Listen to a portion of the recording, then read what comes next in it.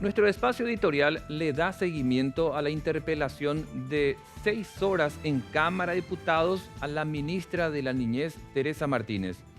Respondió 35 preguntas y sobre el punto vamos a mostrarte cuáles son las frases relevantes y cómo pudo ella cerrar la boca a algunos parlamentarios que pretendían instalar una campaña de desinformación. Por eso queremos repasar esas 6 horas de interpelación por parte de ella, que se fue munida de documentos, y poder fortalecer con números, con estadísticas, con informes, lo que ya se venía planteando en diálogo con los medios de comunicación, y por sobre todo también aclarar las dudas y cuestionamientos sobre el plan de la niñez, y que en algún momento hasta sorprendió porque citaba a los diputados que encararon este tema de la interpelación, porque esto no es de ahora nomás, salió y dijo. Esto ya viene en la época de Horacio Cartes, cuando era presidente de la República, y la ministra de Educación, Marta Lafuente, había llevado adelante en los textos que aparecen para los estudiantes en los colegios. Y por lo tanto, planteamos esto. Las mentiras tienen patas cortas y aparecen así. Las frases de la ministra. Vamos a presentarte este tema que sin duda alguna es de gran importancia para todos nosotros, porque estamos hablando de la educación de nuestros chicos. ¿Tenemos placas? Vamos a la primera, por favor, director. A ver, la ministra Teresa Martínez respondió 35 preguntas durante 6 horas, Diego. Dios mío, larguísimo. Mira, me imagino el cansancio. En algún momento, porque estaba siguiendo atentamente, tomando apunte de sus frases y la manera en que le consultaban a ella, y creo que cuando iba por 3 horas por ahí, ya le sentí cansada a la señora ministra. Imagínate que se suele decir que nuestra atención aproximadamente dura entre 45 minutos y 1 hora. Y este es un tema delicado. Totalmente. Que vos sabés que cada palabra que vos decís fuera de su órbita te puede terminar generando una trampa.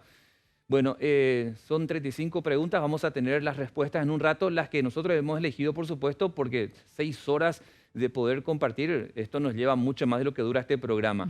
Sí, a ver, vamos a la siguiente placa, por favor. A ver, ¿qué fue lo que dijo, entre otras cosas, la ministra Teresa Martínez? La palabra género es una herramienta que se utiliza para el cumplimiento obligatorio para reducir las brechas de desigualdades. Esto no viola la Constitución Nacional. Así empezaba ella, porque justamente la expresión género es lo que estaba creando cizaña y dividiendo a los sectores políticos, sociales, religiosos. Y ella aclaraba acerca de esta expresión que no venía con una ideología de género que a su vez derivan otros derechos que en Paraguay no los tenemos. En consecuencia, lo que aclaraba es que en este escrito que fue polemizado, lo que enfoca, lo que presenta, lo que lleva adelante es esta expresión, enfoque de género, para que se pueda lograr que nenes y nenas, niños y niñas en un hogar tengan los mismos derechos. Eso es lo que básicamente estaba la ministra señalando en su aclaratoria desde la tarde en la Cámara de Diputados. Esto no viola la Constitución Nacional, aclaró. La siguiente placa, por favor, directora. Y Eva, también tenemos otra expresión que hemos recogido y compartimos, esto que decía en una parte de su exposición. No es lo mismo ser mujer en la Edad Media que en la actualidad. El género define valores y atributos, diferencias que no son problemas por sí. Esto fue lo que mencionaba ayer. Y es verdad, vos date cuenta, Eva, que cada tiempo tiene una composición del concepto de la persona, del universo, de la familia. Porque si vos te vas incluso al diccionario de la Real Academia Española y te vas a la versión del año 99 y te vas a la versión del año 2010 y te vas a la versión del año 2020, siempre vas a encontrar que hay un cambio, porque la sociedad tiene una dinámica. Claro. En consecuencia, como que se van modificando los conceptos y por lo tanto, lo que en la Edad Media teníamos el concepto de hombre y mujer, no es el mismo que tenemos hoy día. Totalmente, y es lo que ella intentó aclarar, ¿verdad? A estas personas que decidieron interpelarla, que por cierto, ni la mitad estuvo presente. Vamos a la siguiente placa, por favor, y te estamos contando parte de lo expresado durante estas 6 horas que duró la interpelación. Y decía ella, se han instalado mentiras en el plan, este se hizo en un marco referencial. Vos sabés que esta frase, cuando la pronunció ella, a mí me sorprendió porque ella es más técnica. Ella es abogada, estuvo mucho tiempo como fiscala en la lucha contra la trata de personas, o trata de blanca, como también se la conocía anteriormente. Ella vino del Ministerio Público, es más técnica. Generalmente no da esos ataques en el ámbito político. Y cuando dijo esto, obviamente estaba apuntando a Raúl Latorre, diputado de Honor Colorado, por haber llevado una campaña prácticamente de desinformación. Entiendo que por ahí pasaba la postura de Teresa Martínez de que se instaló una serie de mentiras sobre algo que no estaba escrito. Totalmente, que lo interpretaron ellos como quisieron, ¿verdad? Y tuvo que ir a aclararlo. Vamos a la siguiente placa, por favor, a ver qué más decía.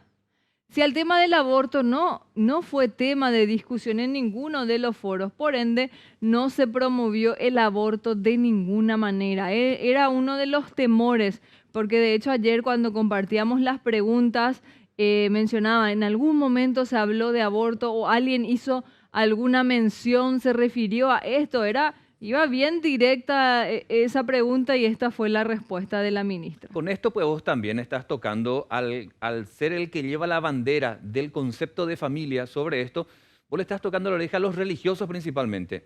Yo no digo que no tengan derechos, tienen por supuesto, porque ya tienen ellos una ideología, un estilo de vida, y para mí está bien que cada uno asuma el estilo que quiera. Pero cuando se trata de un Estado que no tiene una religión oficial, no así su pueblo, que obviamente es en altísimo nivel católico, pero el Estado como tal, donde estamos todos, religiosos y no, es laico. Y por lo tanto, las decisiones tienen que ser de todas en relación a definir qué es aborto, qué es la vida, porque entre los primeros articulados de nuestra Constitución Nacional está el derecho a la vida, no reconoce el aborto. Entonces es como que le estaba tocando la oreja, entiendo, este diputado a los religiosos para acompañar esta iniciativa. Y la ministra aseguraba que esta iniciativa de perspectiva de género no enfoca la idea de plantar el aborto en Paraguay. Siguiente placa, por favor, así seguimos avanzando en este espacio editorial, donde te vamos contando cuáles fueron las respuestas de la ministra. El total de niños son 1.124 en focos activos de trabajo infantil. Jamás nadie pensó en esto, ¿verdad? Es lo que queríamos encarar. Hay niños trabajando. Cada niño fue abordado más de 3 veces en este proceso. Y hay que ponerse en el lugar de estas personas que trabajan con los niños en situación de calle. Porque es muy fácil quizás decir, ¿por qué no los traen? No, realmente hay un trabajo que tenés que hacer. Porque muchos de esos niños están en zonas semafóricas. Muchos de esos niños están en lugares que el Estado no está yendo para darles una esperanza de vida, para que tengan un estudio, para que tengan un hogar. Si ya no lo tienen papá, mamá o porque salieron de la casa por la razón que sea, estos niños ven a otros niños en esa situación de adicción de crack o algún otro tipo de droga, hasta con el alcohol, y terminan siendo violentos porque no tienen otra, porque fueron abandonados por el Estado. Entonces realmente me parece que ese era el dato que debía llevar a la interpelación, pero finalmente esto no importó a un grupo de parlamentarios. Seguimos avanzando. El programa Abrazos, la unidad de respuesta inmediata, todo es parte de nuestra respuesta a la ciudadanía, también expresó la ministra Teresa. Claro, un programa que le da techo, que le da una cama, abrigos, que le da alimentos. Pero debo decirte algo por experiencias de coberturas periodísticas. Muchas veces los niños o los adolescentes que reciben la atención de esta secretaría o de alguna fiscalía y van a esos albergues, están 1 o 2 días y después salen porque penosamente muchos de ellos cayeron ya en la adicción. ¿Qué pasa? En ese lugar vos no tenés crack, entonces te vas de vuelta. Los propios padres a veces los dejan estar ahí o ir porque es un negocio. Es un negocio para ellos, les resulta por ahí más fácil mandar a los pequeños a pedir dinero, a actuar de limpiavidrio, de vendedor de golosinas. Entonces, realmente en esta situación no hay forma de que puedan acceder o puedan tener mejores condiciones más posibilidades de salir adelante, porque a veces escuchamos que dice el que quiere puede, Sí. pero no siempre es así. Para No mí, siempre el que quiere este, puede. como en el anterior dato, eran los que tenían que tomar como gancho los parlamentarios para decir, interpelándola, ¿qué es lo que vos estás haciendo por esos niños que están en situación de calle? O sea, yo creo que por ahí hubiese ido el cuestionamiento, pero no, creo que fue la disparidad en conceptos de género. ¿Tenemos más placas, por favor?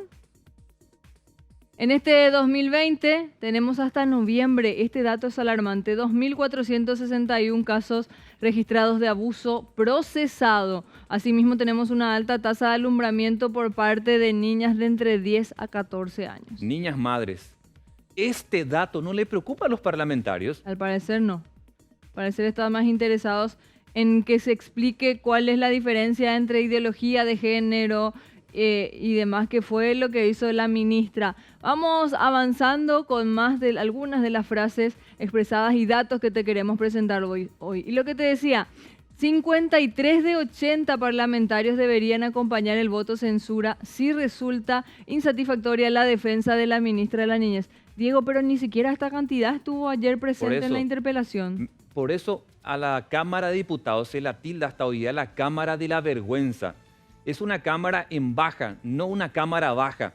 Porque si vos llevas a una alta funcionaria del Estado para que ella responda a una serie de preguntas que con antelación se formularon, tenés que tener por lo menos la altura moral también de ir a escucharla y anotar lo que dijo, Claro. y cuestionarle o apoyar en base... Porque 60 habían votado a Sí. favor de esta interpelación, pero ni eso, no Entonces, llegaron a ese número. Para lograr lo que se llama voto censura, si no fue satisfactoria la defensa, se requiere 83 de 80 parlamentarios que tiene la Cámara Baja. 53 de 80. 53 de 80. Pero yo digo, ¿cómo vos podés votar algo que no presenciaste? ¿Sabe qué te van a decir? Si vos no estuviste ahí, ¿cómo vas a votar? ¿Sabe qué te van a decir? Te van a decir que vieron por las redes sociales, que se enteraron Pero después. era tu trabajo estar ahí, o sea, Es verdad, se te paga 35 millones de guaraníes mensualmente y no asistís a un acto muy importante para la ciudadanía, que la ha dividido. que vos apoyaste, o sea, decime si no sabían o por ahí eran... Pero algo que como vos decís ya estaba estipulado, ya se prepararon las preguntas, vos votaste para que corra de esa manera y después tenés, no sé, una falta de respeto hacia la ministra, hacia todos nosotros, porque votaron para que se lleve a cabo. 60 diputados dijo sí, vamos a interpelarla y ni siquiera eso estuvieron presentes para escuchar la respuesta y decir, no me parece, sí, vamos adelante. Realmente, como vos decís, la Cámara de la Vergüenza una vez más haciendo honor a este nombre que se le ha dado. Vamos a la última placa, por favor, directora, y te mostramos algo que es especulativo. Por eso lanzo de este modo con la aclaratoria. ¿Qué intereses tenían ellos? Raúl Latorre, diputado, Hugo Velázquez, vicepresidente de la República, y Eduardo Petta. Le cito al ministro de Educación. Y quiero arrancar por el último. Eduardo Petta en estos días le estuvo consultando al canciller nacional. ¿Cuál es el concepto que se tiene sobre ideología de género y ese tipo de expresiones que están en debate, que provienen como sugerencia de la Unión Europea? Y al canciller recurre por aquello de que es el que da la cara por el país con los organismos internacionales. Entonces me genera ruido justo en este momento en que Eduardo Petta, ministro de Educación, pida este tipo de aclaratorias. ¿Será que el mismo Eduardo Petta no estuvo de acuerdo con el planteamiento del plan de niñez que encaró y que ya se dejó sin efecto por parte de Teresa Martínez? Entonces me genera esa duda. Eduardo Petta estuvo no detrás, pero en contra de la propia ministra de la Niñez en cuanto a este plan, al consultarle al canciller sobre este punto. Lo otro, Hugo Velázquez, que ya mirando las campañas electorales pareciera ser que también en medio de la tormenta se involucra para darle una especie de aliento a la ministra, aunque fue muy débil desde el Ejecutivo. Yo la sentí muy sola. Muy sola la sentí, no como cuando, por ejemplo, Eduardo Petta también fue interpelado, sentía realmente el respaldo sí, de Marito. Totalmente. En este caso yo le sentí muy sola a la señora Teresa Martínez. Y Raúl Latorre, ¿qué interés tenía? Que fue el que promovió todo esto. Esta campaña. Entonces me late que acá ya están jugando el testeo de lo político, ya que el próximo año son las municipales y aparentemente Raúl Latorre tiene intenciones de ser candidato por Honor Colorado para las intendencias en Asunción. Así que me parece que esas son las razones que se escondieron detrás de esta interpelación a la ministra de la Niñez, Teresa Martínez. Acompañamos este editorial también con otros compañeros que están en otros estudios para que nos den su punto de vista y preguntarle a él también cómo siguió, porque lo veía muy activo en su cuenta de Twitter, a Carlos Gómez acerca de la postura que asumió. Y te queremos escuchar acá, pero ya el día después, Carlos, de lo que dijo durante 6 horas la ministra de la Niñez. Creo, Diego, Eva, audiencia, que quedó evidenciada la mala fe, que quedó evidenciada la mala intención, la desinformación. Quedó evidenciado también el objetivo de confundir a la ciudadanía, de polarizar a la sociedad, en un momento en donde tenemos cuestiones mucho más graves, como por ejemplo el robo que está impune, la corrupción galopante de este gobierno y por supuesto la impunidad sobre estos ilícitos. Entonces, Diego, Eva, para mí fue un distractor utilizado por un grupo político que tiene mucho que explicar sobre su vida pública y que además tiene como líder a una persona que no puede ser referencia de la defensa de la vida y de la familia. Y me estoy refiriendo específicamente a Horacio Cartes. ¿Qué credibilidad puede tener un sector que dice defender a la vida y a la familia y se financia con la industria tabacalera? Vaya contradicción. ¿O qué argumento lógico podría tener o ético cuando fueron gobierno y desde el Estado no pudieron abordar y resolver problemas trascendentales, Diego, Eva? Así que yo creo que la ciudadanía no fue estúpida, no cayó en esta provocación, y lo que ocurrió ayer fue una evidencia de todo eso que les decía, la mala fe, la mentira y la manipulación. Un debate extemporáneo, pero que sirve perfectamente como distractor mientras continúa el robo, la corrupción y la impunidad. Mira, Carlos, cuando uno hace un editorial, asume una postura como medio de comunicación. Por eso en nuestros zócalos vas a leer que acompañamos lo que fue la presentación de la ministra de la Niñez.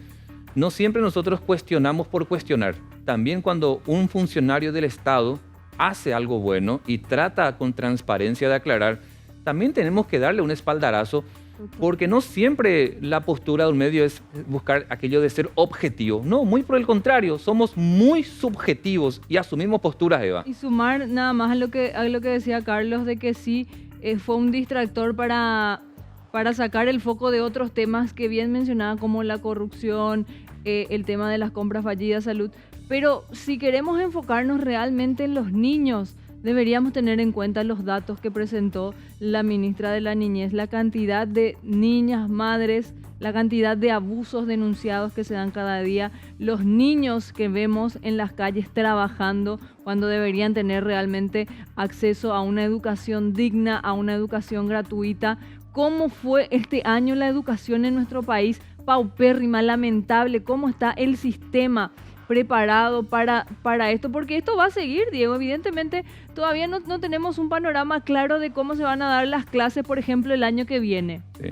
Si van a ser presenciales, si van a ser mixtas, cómo van a llegar nuestros chicos, nuestros jóvenes el año que viene desde el punto de vista de la educación. Esos deberían ser los temas. Si tanto nos importa la niñez, si tanto nos importa en qué estado o qué se le está enseñando a nuestros chicos, debería esa ser la prioridad y no enfocarnos, Carlos, o ir analizando palabra por palabra. Estuve recibiendo información, obviamente no la tengo corroborada, Sí.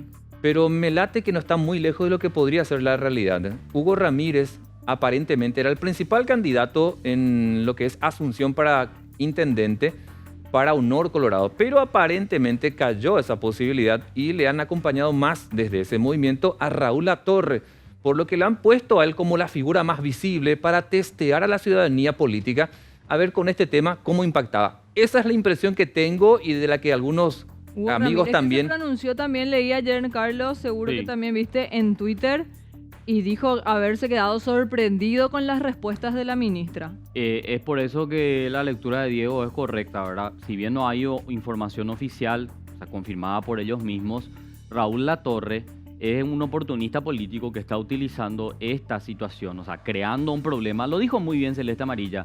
Estos tipos se encargaron de crear un problema donde no existe, armaron un debate extemporáneo, porque es algo que no se puede discutir. El aborto no se puede discutir, el matrimonio igualitario no se puede discutir porque va en contra de nuestra Constitución Nacional. Habría que cambiar la Constitución Nacional para entrar a debatir sobre eso. Pero ellos plantean el debate sobre estos puntos en un plan nacional de niñez y adolescencia. Entonces, ¿qué dice Celeste?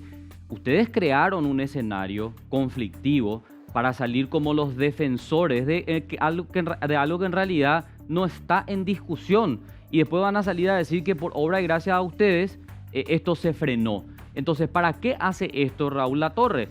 Para eso que decía Diego, porque quiere ubicar su figura, quiere que Horacio Cartes le dé la bendición para ser candidato a la ciudad de Asunción, para intendente de la ciudad de Asunción. ¿Y qué pasa con Hugo Ramírez? Hugo Ramírez también está sondeando la bendición de HC. Entonces, ayer, ¿qué fue lo que ocurrió? Como está contando Eva, Hugo Ramírez se desmarcó totalmente de esta posición, acompañó a la ministra y hasta le pidió disculpas. Sí. Hasta le pidió disculpas a Teresa Martínez. Twitter, a través de su cuenta de Twitter. Sí. Ahora, quedan 20 días. No cerró todavía diputados. Ayer, después de esta extensa interpelación, le da nuestra normativa 20 días a la Cámara de Diputados para que dé su voto censura o dejarla sin efecto. Y recordemos también, Carlos, aunque haya voto censura, el presidente de la República no está obligado a sacarla del cargo. Así mismo, es así, tal cual. Y hablando nomás también de este tema, porque me parece contradictorio. Le citaba una contradicción del líder pro vida, pro familia, que para mí es insalvable. O sea, hablar de vida y financiarse con la industria tabacalera creo que es un despropósito total y no hay forma de unir una cosa con otra. Eso por un lado. Y por otro lado, el discurso populista ayer de los legisladores. Por favor. Y Katia González aprovechó la oportunidad para desenmascarar a sus colegas. ¿Saben ustedes cuánto se invierte en niñez y adolescencia en nuestro país? 78 guaraníes es el presupuesto público que se destina a cada niño en Paraguay. Y decía Teresa Martínez, justamente, sin presupuesto no hay derecho. Entonces, todo bien declararnos pro vida y pro familia, pero poner la plata o lo tuyo es simplemente oportunismo político.